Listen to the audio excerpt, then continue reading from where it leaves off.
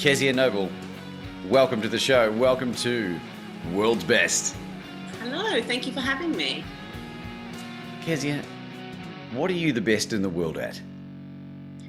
Teaching men how to increase their success rate with women. And why is that so important in this day and age? Well, it's important every day and age. Men want to be with women, unless they're gay, obviously. But men want to do well with women, and maybe they don't want to sleep with lots of women. Maybe they want to be in a relationship with one certain woman, but very few men want to be alone and have no partner or no experience with women at all. So it's not something that's specific for now. It's something that has always been there, that need. However, if you're asking why is coaching maybe significant now, that's coaching in that area, that's a different story. I saw a video on your massive YouTube channel. You're doing an amazing job with all the amazing content on there. And the title was around the Me Too movement has destroyed cold approach for men. Are you able to explain a bit more about that? Sure. So the Me Too movement, but it's not just the Me Too movement. Unfortunately, it's also the rise of dating apps, the over-reliance of dating apps that has stopped men from approaching women and from people just meeting organically. Now, refresh my memory, when was that video made roughly? That was about a year ago, I think. Yeah, started 2021. Yeah, okay. So funny enough, things have changed a lot since then because of the restrictions and everyone being forced into their houses and having to use gadgets and apps and so on to connect with people. There's been a real shift now. People are starting to long for that old-fashioned way of meeting people again. The Me Too movement, it's died out in one way, as like it's reached its zenith now. It's kind of it peaked, and now it's kind of like fourth wave feminism and things like that. And people are kind of like, ugh, I'm done now with this. Not done with the fact that where Me Too came from, because that was something that was very important what it addressed. But it's the kind of like, it's everything that sort of jumped on the bandwagon from that I think sort of made it sort of peak. And now people are like, okay, I'm done now with this. I am done. Not every man is a predator. Not every woman is a victim. Not everybody wants to live in a society where a man can't approach a woman. Okay, there are some, and let them have their dating apps. And if they looked into dating apps a bit more and they saw how many, sorry to make this interview a little bit serious so soon, but there's a lot of date rapes from the dating apps, which is completely for some reason ignored, and dating apps are just encouraged, ignoring this very important statistic, information.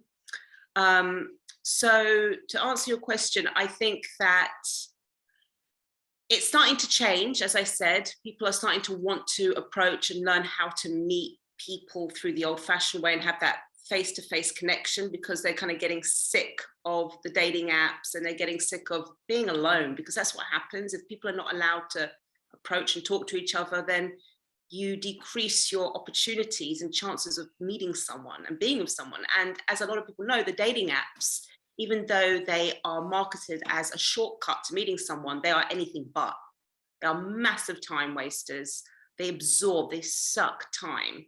And then you meet people who more and more look less and less like their profile photographs, and they can't talk very well. They're not, their banter was on point through messaging, face to face, nothing to say, not much personality, because they've been hiding behind an editing, button for so long. So, as I say, it's a mixture of the Me Too, that kind of fourth wave feminism, that kind of like overkill of like, men shouldn't even talk to women, that and the dating apps. I think it's reached its peak. And now people are saying, right, fuck this. Time to meet people in a more authentic way. Well, amen, and absolutely no need to apologise for taking this down as serious, because it is serious, Kezia. It is serious that there is a real concern for men and women who aren't able to connect. And there's someone who used Tinder and Bumble, which was the two main apps at the time, to go on at least 150 first dates, which I've been told by a few people is just a child's play compared to some other people. But they were first dates, and that was over 2 years worth of dating. And the only benefit really was that I got phenomenally good at dating. But it took away that ability to connect instantly with that chemistry, that physical chemistry that you cannot replicate in a dating app. And when I was eventually able to meet my smoking hot Russian and Japanese fiance Anna, it was in person, and it was because about 6 months earlier I deleted all my dating apps and took away the reliance on connecting. The dating apps is quite interesting. It's quite interesting because, by the way, that's good that it helped improve your dating. But what I find is that a lot of people say that they miss the adrenaline that they get from approaching a woman. That's quite interesting, I find, because women don't experience that. Women don't really approach men, but the men I speak to say, I miss that adrenaline. I miss that kind of like just going up to a woman and saying, this could be it. She might reject me, but this could be it. I could be on a date with her tomorrow. I could be sleeping with this woman in 2 days. That's exciting. And also another thing about approaching women is that it helps to sharpen up your skills all round. It makes you think quickly. It makes you more dynamic. It puts you in the moment. And these are skills which make a man, if you work on these skills, if you get good at them, can make a man so attractive. Whereas, sitting there like a, couch potato, sitting in your living room, drinking alcohol, eating bad food, scrolling through your phone, going, yeah, she's all right, she's okay, yeah, she's hot. Just doing that is not an attractive look.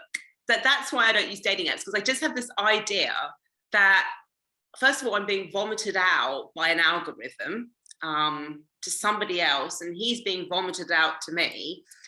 And he's just sitting there, probably on the toilet or something, going through his phone. Or, I'm sitting there in my pajamas, like that, no makeup on, and a glass of white wine. I'm like, no, that is so unromantic. No, thank you. Maybe I'll do it when I'm 60 years old or something, and I'm looking for a partner, a companion. But I am not doing. I just, it leaves a bad taste in my mouth. And every time I've gone on a date with a guy who I've met in person, I'm so excited for that date. Like, it just feels it's meant to be. And that's the sort of romantic kind of authentic kind of experience that I think everybody wants, right? Well, speaking of want, you've written a beautiful book called How to Make Her Want You. And for anyone listening that needs some help, this is the book that I wish that I had 5 years ago. It's so helpful, and written from a female perspective gives it that extra layer of credibility, I think. What made you write the book? So I wrote a book back in 2010, and that was called, oh my God, I've got my own book. It's a weird name for a book. No, that was the name. No, you know what? The name was actually picked by the publishing company, which is why I've always had this kind of, I don't like the title. It's a good book. I don't like the title. It's called. Is it about seducing or something? Yeah, The Noble Art of Seducing Women. That's right. Thank you. The Noble Art of Seducing Women. And I remember I said to my publishing company, please don't call it that. They're like, no, it's a good spin on your name. You've got this great surname. You can do a lot of that surname. I'm like, yeah, but it's really trashy. But anyway, it's a good book. They didn't fiddle around with the book. And then they put that out there. And I love that book. It's a great book. It's a really good book. But I just felt in 2000, and I think I did the other book in 2018, 17, I just felt it needs an advanced version. Like, there are people out there who want to learn more advanced game. And there was other things that it didn't cover. So I decided to put it in an ebook. I I didn't even tell my publisher. So I said, no, I'm doing this one on my own. You know, I felt like I wanted to do this on my own, have control over it and things. I didn't want them changing names and things like that. And so, yeah, that's why I wrote it. It's more advanced. And I prefer it, to be honest. And who does it suit? Who needs to read this book? Any guy that sucks with women. No, it's actually, the scope is wider than that. It's for any guy who wants to improve his game. So even if he's like, this is the good thing about this book, it's like, even if you are quite good, you know, you're happy with the results, but you think, you know what, something like, I'm not getting the girls that I really want, or that type of girl, or I still keep making this kind of mistake, then that book will fix it for you. What I think is so important about what you're doing, and what people like Dr. Robert Glover, who wrote No More Mr. Nice Guy, and even people like Dr. John Gray, you know, Men Are From Mars, Women Are From Venus, are doing, is that I'm a child of divorce, Kezia. 3.5, mum and dad split up, did the best they could with the tools they had available. My father, who I love, adore, and has been forgiven, was a weak man because of what he experienced. He didn't have the tools, resources, and knowledge to lead by example. So I had poor male role models in my life, and that led me to being a nice guy. Are you able to explain what is a nice guy? Well, of course, yeah. So it's a bit more complex than people think. A bit more complex, a bit more complicated. So if I was going to really simplify it, you've got the good guy and the bad guy. Okay, so you've got the guy who's great and he's amazing, he's kind, wonderful, supportive. And then you've got the guy who's just kind of like, take it or leave it, don't give a shit, bit out for himself, untrustworthy. And then you've got the guy in the middle who's a nice guy. Now, the good guy and the bad guy, they both do pretty well with women. The bad guy will get more kind of like toxic women. He will attract women. So if you see the bad guy, say, oh, he gets all the beautiful women, but then you look at the quality of the relationship, it's pretty bad. The woman has a lot of daddy issues, just a lot of sort of toxic relationships in the past and things. And I'm not going to get too much into the psyche of a woman that's attracted to a bad guy, but he will attract women. And then you've got the great guy, and he'll attract really high quality women. The good guy, what he does is he shows elements of the bad guy, I always say. Okay, it's like a shadow side. And the bad guy will show elements of the good guy. That's his shadow side. And that's what's attractive. So again, it's really, really complex, this. And I've written, like, this is a whole chapter in my book about what exactly they both do, the contrast of the good guy and the bad guy, the contrasts that make it, the shadow sides that make them attractive, and how you can implement that. The nice guy doesn't have a shadow side. He's one-dimensional. He doesn't have this shadow side. He doesn't have this contrast. You can second guess him very easily, and women don't like that. They don't want to second guess a guy. They don't want someone crazy, unpredictable. I'm not saying that, but they don't want somebody that they just know what they're going to say next. The nice guy does not have a strong reality. He bends his own reality in accordance with the woman's. So he will agree with what she says. He's in a very playing not to lose mindset rather than playing to win. Bland, forgettable, and replaceable, as I always say. And so this is where a lot of people think the nice guy's the good guy, and he's not. He's not. He might do some good things, like he might be, might hold the door open for the girl, and he might pick up the check, and he might do, nice gestures like this. But we're talking about all the other things that are around it that are the things that are making her not recoil from him or anything like that, but just doesn't whet her appetite, doesn't make her curious about him, want to invest in him. And it's interesting when you said that you had weak male models. That is what the nice guy is. He comes across as very weak.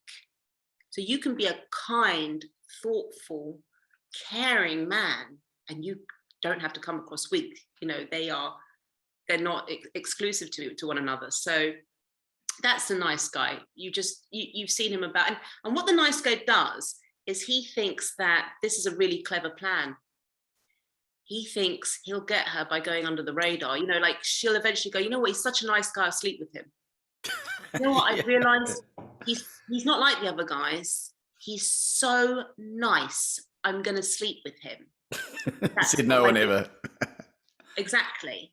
I've never heard a woman say, I just could not resist him. I had to have him because he was so nice. He was amazing, I've heard. He got me, he understood me, I've heard that. But because he was so nice, I haven't heard. And that's the problem. The nice guy, again, playing not to lose. He thinks, I'll just carry on being nice. And eventually she'll wake up one day and say, he's the man, he's the one. I've been blind, I haven't seen this. I can't believe I missed this. I hope that gives a sort of as an accurate explanation of who he is. No, it's fantastic. And I can hear young men's hearts breaking all around the world listening to this going, fuck, that's me. And the good news is, gentlemen, that you can turn that around, because I used to be a subservient little cuckold little bitch. And now I've turned into this ferocious masculine man who's empowered with the feminine energy of my amazing lady. And I would love to know, once the man has got his shit sorted, right? And that's what I had to do. And I had to get to a point where I actually respected who I was and actually loved who I was in order for me to be loved. And let's say you get to that point. What's a great line that someone said to you, a pickup line that's worked, that you can share with our audience? Look, it's you can paraphrase if you need to. But it's not a line. I can't say, oh, this line worked for Introductory me. statement. They came up to you and they said... You have to remember, I've had a lot of lines said to me over the years. It was ever since, I think, when did I become pretty? I think I became pretty when I was about 15. So ever since, I'm 41 You say now, when you became pretty? Yeah, so I got chatted up. I wasn't chatted up before 15. I was probably an ugly duck. No, I wasn't an ugly duck. I hadn't grown into my looks. Well, let me I didn't have boobs. Anyway. let me ask you this. So this is the line that I used to meet Anna, and I met her in the streets of Melbourne, stone cold sober. I spied her from 40 meters away, and I was struck by a bolt of lightning, and I can only describe the next experience as being picked up by like an extraterrestrial force, levitated towards her, plonked in front of her. With the courage of 1,000 Spartan warriors, I looked her dead in the eye and I said, "Excuse me, but you are stunning. And I wondered if you'd have a drink with me one time." So you use direct approach. You know what? You just said it in such a romantic way, and I just completely destroyed it with my dating and attraction terminology. Oh, so you went direct. And that's the problem. When a guy approaches me now, I enjoy the moment. I go, he went direct, and then he did that, and then he broke the fall, and he doesn't know he's doing it, so it doesn't bother me. But okay, so you went direct. You gave her a compliment, and you're 100% committed to that moment. Oh yeah, eye contact. Didn't break the gaze. How would that rate in your coaching feedback form? Well, it's what we teach. Is if our students want to, meet women, especially in the daytime, it can be day or night. We give them did you meet in the day or night, by the way? During the day, 11 a.m. Okay, so daytime, I prefer direct. It's not always, you don't have to always do it, but direct is quite good, because with night game, when you go out in the evening, the person's probably going to be, they're more, they're in that kind of frame of mind of meeting people and putting aside some time to talk to people. It's not weird to talk to people in the evening. It's socially acceptable. So you can kind of use a non-direct opener, and then you can escalate.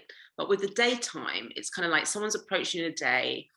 It's like either the person is going to make up bullshit, like where's the nearest Starbucks line, or they're going to just put their heart on their sleeve and say, look, this is why I'm speaking to you. So yeah, that's what you did. You were fully committed to the moment. If you go in with a direct approach and you're not sure, you're uncertain, a bit nervous, the woman won't hear the approach. She'll just hear the nerves. And that indicates to her, look, I'm doing something which is totally out of line and I'm uncomfortable with this experience. My words are confident, I'm not confident. And that is going to make her feel like, no, I don't want to go on a date with this guy. I think it's okay if you're a young guy, if you're really young. I got chatted up by I like young men, by the way, and I got chatted up by a 23-year-old in the summer. We ended up having a relationship. He was 23 and he used indirect. And I thought, bless him, he's 23 and he probably has never really done this, and that's okay. But you would have been, how long have you been with your good lady for? Well, I was 38 when it happened. Okay, so you're a man, grown ass man. Yeah, they have no excuse. They got to do it with absolute watertight confidence. And yeah, look, I love it. Now you're with the woman of your dreams. And how good did that feel to meet her that way? Imagine if you'd met her via a dating app and you were still like happy as you are now, but you would never have had that story that you just shared. And I think it's a really important distinction, Kezia, because I knew deep down, interestingly enough, that when I was on the dating apps, that I was like, I'm not going to meet the person that I'm supposed to be with here. This is going to be a means to an end, and I treated it in that way. And when I said before, the one benefit was learning how to date. Don't get me wrong, I would have preferred to have met Anna 2 years prior, and not invest like the thousands of hours. And the one thing I would say about that line, and it was kind of like a rhetorical question, what do you think of that line? Well, obviously it works, right? Because her response was this. She goes, "You're good looking too." She's Russian, right? And they're very straightforward, the Russians. There's no bullshit with them at all. And I think that's why, and I'd always, we'd written lists about our ideal person within 2 and 4 weeks before we met each other, interestingly, right? Yeah. So the power of being clear about the kind of person that you want, I think, is a really important distinction. I think you talk about this in terms of attracting the right person. If you don't have any clue about who you want to meet, how the fuck are you supposed to meet them? Yeah, we do teach men how to be very clear about what they want from their ideal partner. Now, it's amazing when we meet people who are not our type. Let's face it. When you meet someone that's not your type, you're like, I really am fucking nuts. I'm bats about this person, and you can't explain it because they're not your type. And we have to always be open to that possibility. However, if you do have a clear idea of what you're looking for, it will help you in terms of your conversation skills, using qualification, positive and negative validation. I prefer positive validation, but you can use both. Both are effective when you meet a woman, because a lot of guys come to me, my clients, and I say, well, what type of woman are you looking for? Now, women are very detailed, whereas men will say stuff like, good sense of humor, keeps fit, attractive. Right. So what they're doing is they think, okay, that's going to communicate I'm open-minded. And people like open-minded people in general, but often it is communicated as I'll have whatever I can get. And that's not attractive. So having a type, saying, look, attraction is attraction at the end of the day. It can happen with people that don't fit the list, and I'm open to that. That's great. But still, going in there and meeting a woman and thinking, okay, she's physically my type. Now let's see if she has the other attributes I'm looking for. If you're going in there going, well, the only attribute I'm looking for is that she's a nice person, which is, wow, I mean, it's very vague. What does that mean even? Or she's got a good sense of humor. What, your sense of humor? This kind of sense of humor, that kind of sense of humor. And then what happens is you'll find that she will have, the power will be in her favor rather than in your favor. You want to level out the scales a little bit, and she knows what she wants. So you play at her own game. I mean, I don't always like using that kind of terminology, play at their own game, but I do want my clients to go in there and say, right, let's see what else. You can't go in there. Let me just rewind this a bit. So I always, for my clients who have bad approach anxiety, I always say, look, every woman's a 5. Every woman's a 5 until you get to know her. Then she can move up to 6, 7, 8, 9, 10. But if you're going in there and you don't know what things are going to be like the big, X, like I'm walking away, that's a red flag. and what things are like, okay, she's a keeper. If you're not really exactly aware of what they are, then the whole idea of her being a 5 to begin with is bullshit, because you're just going to immediately say, oh, she's a 10 because she's beautiful. And as long as she's nice, that's all I really care about. Does that make sense? Yeah, absolutely. And I think an important distinction as well.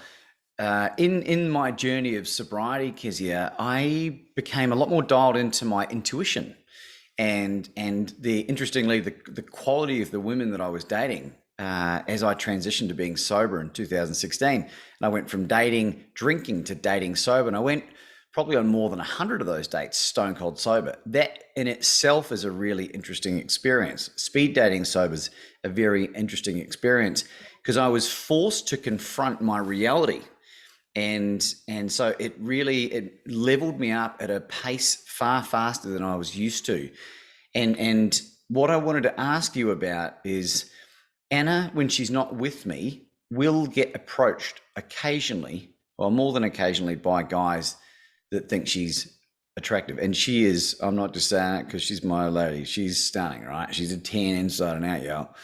What's some great feedback? What's some terminology that the women can use when they get approached, when they're in relationships, to encourage men to keep these cold approaches going? Because I think this is healthy. We need to encourage this and not dismiss it. Okay, so sorry, just to get this right. So if, for instance, you want me to you're in a relationship. You're in a relationship. Yeah. Like I come up to you, yeah, to approach, and rather than you say "fuck off, I'm married," like what's a functional response that you can to encourage someone who's probably, you know, buzzing with adrenaline and got this cold approach anxiety? And no, I'm in two minds here. Okay, so first of all, I don't believe in wasting people's time. I don't believe in wasting people's time. You say, you know, listen, first of all, I always thank someone for giving me a compliment. I always say, I always make a little joke about it. I said, oh, I say thank you. I had it the other day a few times. I don't know why. I didn't look that great that day, but I had a couple of guys, and I just said, oh, thank you. You're very kind. And I carried on walking, and then they sort of followed me a little bit and tried to stop me again. And I listened to what they said, and I smiled, and I said, you know, I'm 41 years old. And they kind of went, oh, like that. Because they didn't think I was going to be that age. And I kind of make a joke like that, like, I'm old enough to be your mom, or something like this, but I won't waste their time and let them carry on chatting me up and then say, excuse me, I'm not interested. You can jog on now. Because a lot of guys are doing it because they don't want to waste time. You know, approaching, using direct. The reason for it is partly to stop wasting time. So I don't believe in leading them on and letting them have their fun. If you genuinely are not going to give them your number, I don't believe that. It's not fair to them. So I make a joke about me being an old croak or something like that, and you know, I won't say bugger off or be rude or anything like that. No. Well, what about this? Because this is what Anna does on occasion, and I've seen this from a fairly short distance away. I'm not a jealous guy. It's not that I would never be jealous, but I'm so settled and I'm embedded in my own securities and the type of relationship that I don't have any doubt. There's never any issues with that. So if someone was to come up and approach Anna, some of the things she says is, you know, thank you for the nice compliment. If they've asked her out or whatever, she'll encourage them. She'll say, I'm actually, excuse me, I'm actually engaged, but thank you for doing that. And I would encourage you to keep trying it until you meet your ideal person. And occasionally, sure. Yeah, no, she's doing the right thing. That's great. She's giving a pep talk to them. That's great. I thought that she was kind of not telling them that she was engaged and letting them just carry on. Oh, no. Sorry. No, sorry. Yeah, that's kind of what I do. I tell them, you know, I'm 41. You don't want to. I've got a kid. You don't want to meet someone like me at your age. And but you know, I wish them all the best. Yeah. But then they like, a lot of them say to me, I say, or sometimes I go, "What's your name?" And I go, "Kezia Noble." And they go, "I knew it was you," and then they run off. They run. They don't say, "Oh, how did I do?" Like, it's really annoying. Like, I think sometimes they didn't say, how did I do?" I'll tell you a funny story. So when I was pregnant, which is years ago now, I was one of those mums to be that didn't put on any weight, just had the belly at the front, and it was a kind of little belly, but it was sort of that way, like some women, they get all the sort of, it goes everywhere, the fat. Mine was just the belly, and everywhere else I never wore maternity clothes. I didn't go up one size in clothes because I was just so nauseous. And anyway, boring pregnancy stories that your listeners are not interested in. But anyway, if You'd be surprised. Apart from the fact that I was walking slowly, and this is when I was 9 months pregnant, apart from the fact I was walking slowly, you would have thought I just looked like a woman who wasn't pregnant. And this guy ran, and he ran in front of me and stopped me like that, like a proper kind of like pick up kind of gesture to stop a woman.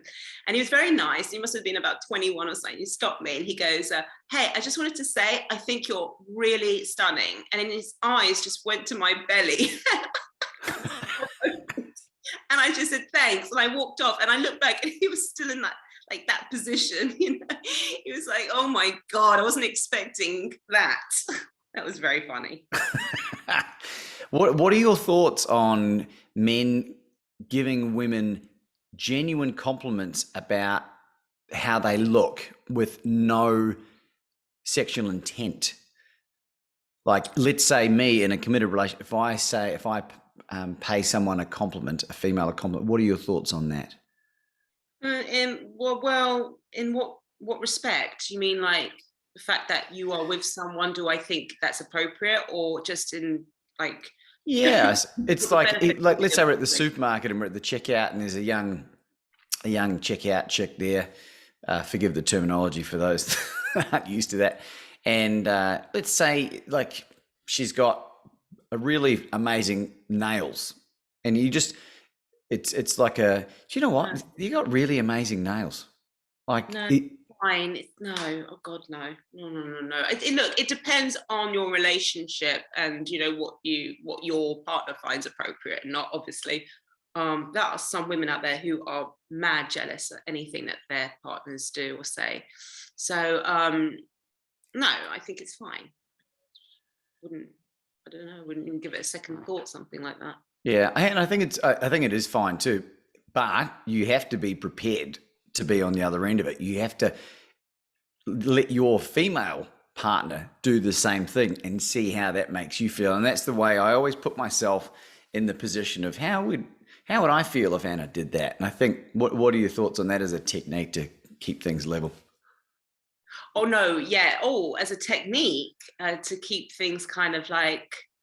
Before I make any decision to pay someone a compliment, or like, how would I feel if Anna did that to a male, to another guy? I don't know. You answer that to me. Well, I can't read your mind. How would you feel? How would you feel? Well, it varies, but what me having that mindset has made our relationship better, because I don't do and say things without thinking about them like I used to. There wasn't as much consideration. It's just a respect thing. There's a huge amount of respect in the relationship we have, and the beautiful thing about it, Kezia, is that we have such an honest relationship that if we want to talk about bringing a third person into the relationship to experiment with swinging or bringing whatever, like, and it's not that we've done any of this stuff yet, right? But it's fun to think about it, and then you can get on the same level. Well, what would this look like? And then you go, oh, actually, that's not something I'd actually want, rather than bearing it down. And I think that's a really important part of a healthy, functional relationship. What would you do if she suggested bringing another man into the bedroom with you, though? Well, woman probably. Yeah, and this is well, let's go from the opposite. So it's always guys always, it's a big fantasy for a lot of men to have two women, right? But for some men, I know some men like to have another man so they can watch the other man pleasuring their wife. Yes, I agree. when it has come up in conversation, I need to be prepared for her to say, "What about bringing in a guy?" And then when I started thinking about that, I was like, right now at this point in my life, it's not something that I'm interested in doing. But if it was something that she was really serious about doing, then we could discuss it further. But it hasn't come up to that point.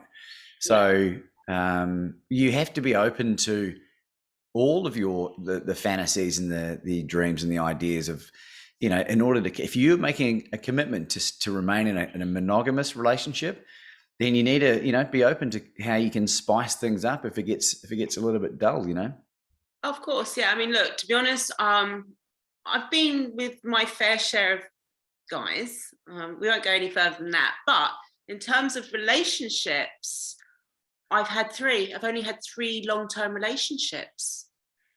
And I know for a fact that those 3 guys would never, ever even consider sharing me with anyone. Even they wouldn't even have there would be no way that they would have a man come along. Even a woman, they'd be more open to it. Really? I think, yeah, they were very, very, I think the 3 men that I was with were quite, because I think they knew, I've got to be careful that I, been a bit promiscuous, maybe, let's put it that way, in my past, that they kind of were a bit like worried that I was going to do, I was going to go off with other guys. So they were quite, not possessive, but a little bit jealous. Yeah. Which I think is, can be natural. And maybe I'm a bit of an enigma. Like I'm very centered. And Anna and I have discussed this, and we was talking about this yesterday, in fact, that if she ever committed infidelity of any type, that'd be it. And I expect the same in return. And when you are prepared to walk away from that, and some of the guys that I coach, a guy I was talking to the other day, like he'd been married for 27 years. And I said to him, what would you do if your wife cheated on you? And would you stay or go? He said, like, the epitome of a nice guy. And that's why we're working together. He said, I'd stay. And I just bowed my head and shook it. Right.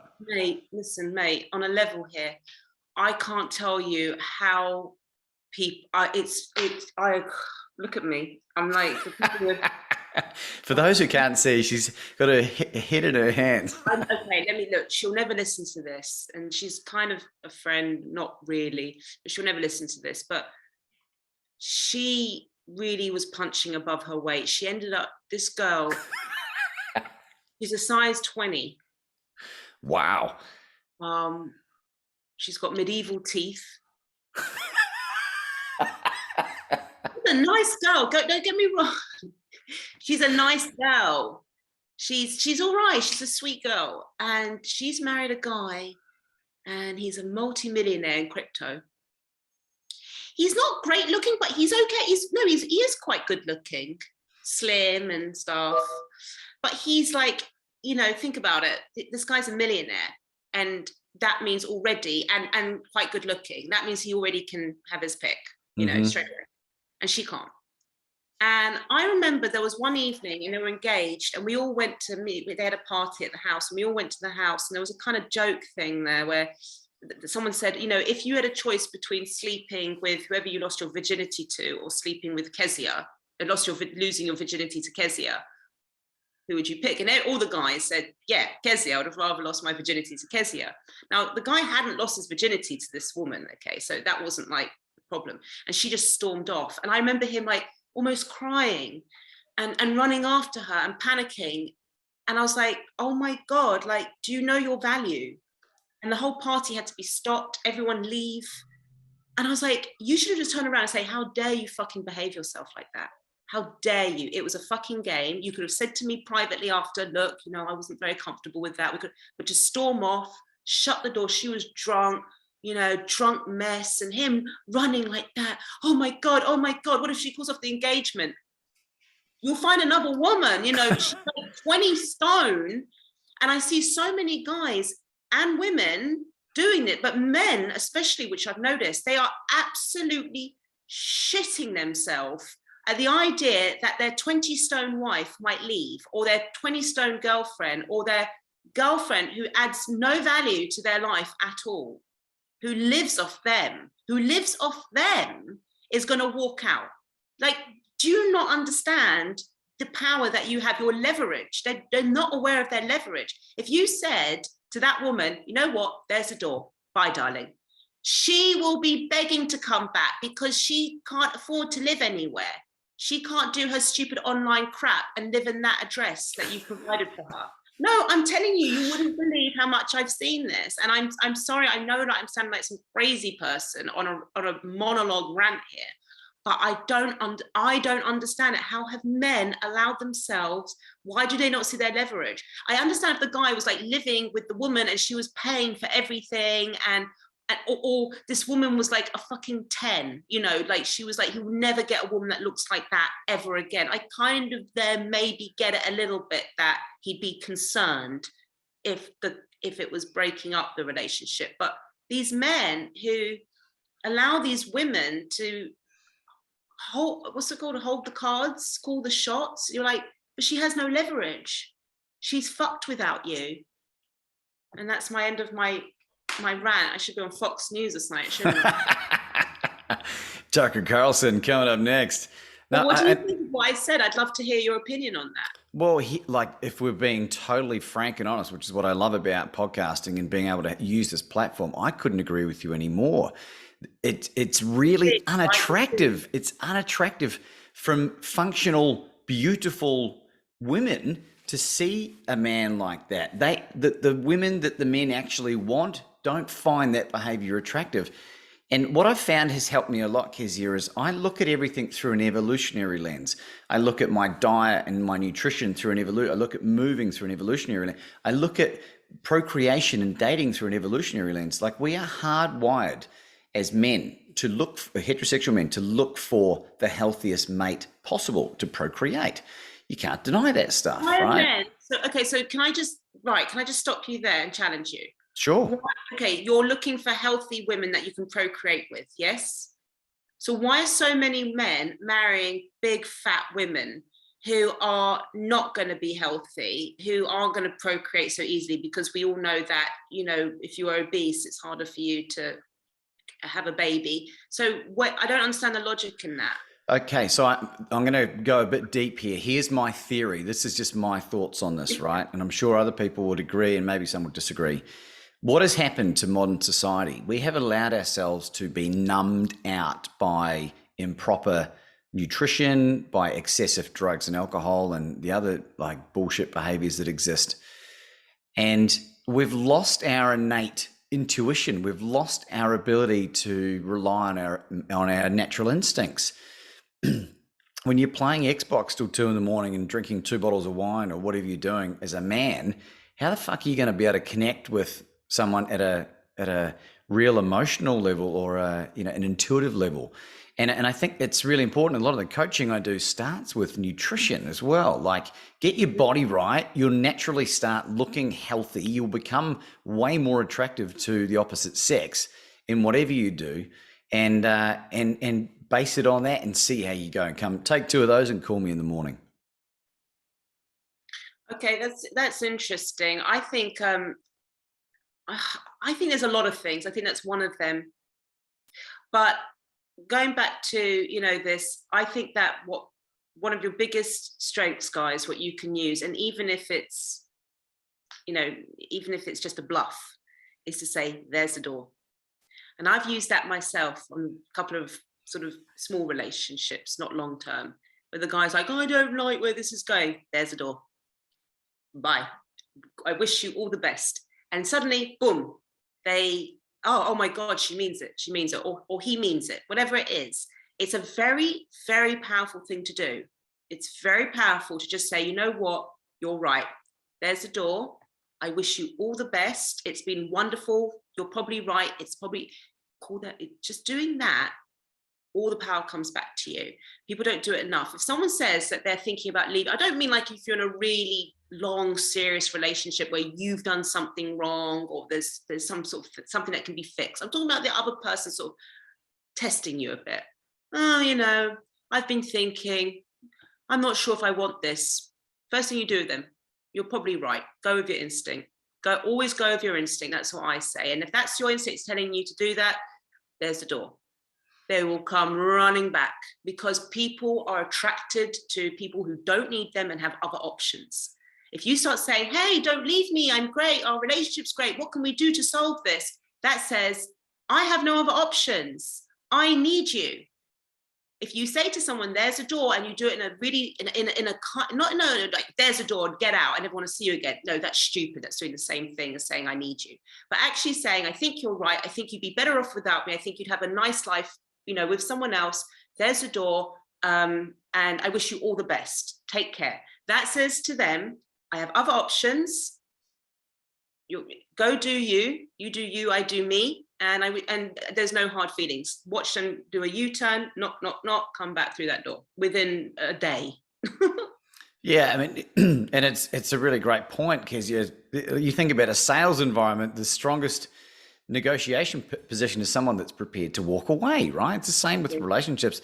And I think, for me, and the relationship I have with Anna is the result of a lot of work, deep work, self-care, self-love. And it's pretty unusual what I'm experiencing. I want it to be more commonplace, but I think a good functional relationship should be fairly effortless. There might be a few challenging conversations early on, particularly if you've got a hedonistic past and you've lived a life like I have.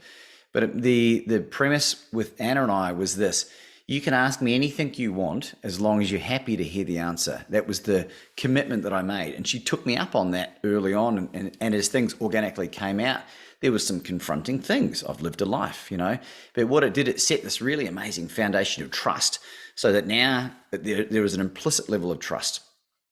Talk to me in 10 years, see how things are going. But it's heading in the direction that is healthy and functional. And something to think about as well from an evolutionary point of view. The male penis, right? When you ejaculate inside the female, if another penis goes in there and the pumping motion, right, it naturally extracts out the ejaculated semen from the first penis, right? Like you think about, why does that happen? Well, what's happening there? I don't know how to explain that. Got any ideas, Kezia? No, not at all. I'm not even going to go down that route, mate. No, I don't know. All right, listen, you're asking me to talk about biology now and stuff. Like, I come here just to teach men how to attract women and how to improve their dating skills. Not the human reproductive system. Well, how do people find you, Kezia? Okay, so website kezia-noble.com. Will you be providing a link, or do I need to spell it out? Yeah, there'll be, all the links will be there. And you've got an amazing YouTube channel, which is called? I'm laughing here because the name is so bad. It's just, I did it years ago. It's just Kezia 2929, and it was kind of my lucky number, and I never changed it. And it was like, oh, you should change it to Kezia Noble, and I said no, it's a lucky number. So it's at Kezia 2929. But the best thing to do is just go to my website kezia-noble.com, and then you'll find all my links to my socials there, my YouTube, my Instagram, and my Facebook. And yeah, I'm also running. Can I say a little bit about my programs? Absolutely, love to hear it. Yeah.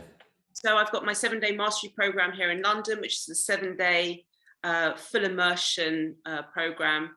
We've got the acceleration home training program for guys that can't travel to London. They can do the same. It's like the equivalent of the 7-day mastery program online. I've got my products, my ebooks, my online training videos. We've also got an academy coming up. So if people want to go into coaching and they want to come and work with my team and myself, that's a really good opportunity. It's called the Kezia Noble Academy. It's a coaching academy. And yeah, and as you said, there's loads of free content on my YouTube channel also. Well, you're doing God's work, I think. And, for a young lady, you've achieved tremendous amounts of success, and we wish you all the best in the future. And for those men and women that are struggling, because you've got a whole team of wing men and wing women that people can hire to help them achieve their relationship goals and their dating and their sex goals. Sex goal sounds a bit crass, but you get the drift, right? I like sex goal. My sex goal. I like it. I'm gonna maybe take that one from you. You can have that one. Kezia, do you have any concluding thoughts for our amazing audience today? Oh, concluding thoughts. Kezia's concluding thoughts. Give me the name of your new blog. My new blog. Kezia's concluding thoughts. Yeah. That would be good. Yeah. No, listen. Just your audience are mainly men or women. About 65% male, and between the sweet spot of about early 20s to like mid 50s. So right in the zone. Okay. Look, I'm gonna speak to the men out there. Okay. I don't mean to alienate the women, but This will help women too. This will help women too. Okay, well, to the guys out there, get off those dating apps for a bit. Go cold turkey. That forces you to approach and meet people organically. I'm not saying delete those dating apps forever. Personally, I would, but I do understand that some of you are living in areas where you just don't have that kind of access to beautiful women. So having those dating apps as an extra option is fine, but it should be done something like when you're waiting for a bus. When you just come out of the shower and you're drying off, whatever, just quickly have a quick look. Yeah, okay, that's how it should be. It shouldn't be like dedicated, spending hours in the evening, don't invest that kind of time into it. And that will force you to meet women another way. So what the dating apps do is it just makes you lazy. You think it's a shortcut. It's not a shortcut. It's not a shortcut because you would, have met your match by now and be happily living ever after.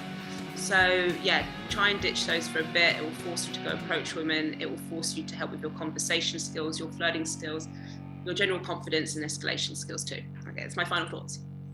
Ladies and gentlemen, Kezia Noble.